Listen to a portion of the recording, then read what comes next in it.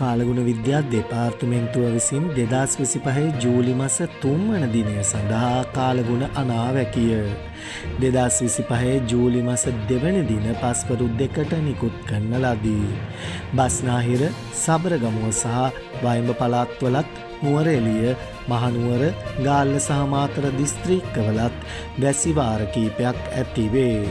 ඌව පළාතේත් අම්පාර සහ මඩකලපුව දිස්ත්‍රික්කවලත් සවස් කාලයේදී හෝ රාත්‍රී කාලයේදී ස්ථාන ස්වල්පයක වැසි හෝ ගිගුරුම් සහිත වැසි ඇති විය හැක. මධ්‍යම කඳුකරේ බටහිර බෑවුම් ප්‍රදේශවලත් උතුරු මැද සහ වයඹ පළාත්වලත් ත්‍රිකුණාමලය සහ හම්බන්තොට දිස්ත්‍රික්කවලත් විටින් විට හමන පැයට කිලෝමීටර් 30ත් පැයට කිලෝමීටර් 40ත් පමණ තරමක තද සුළං නැති විය හැක. ගිගුරුම් සහිත වැසි සමග ඇති විය හැකි తాවකාලික තද සුළං වලින් සහ අකුණු මගින් සිදුවන අනතුරු අවම කර ගැනීමට අවශ්‍ය පියවර ගන්නා ලෙස කාලගුණ විද්‍යා දෙපාර්තමේන්තුව ජනතාවගෙන් කාරුණිකව ඉල්ලා සිටිනු ලැබේ.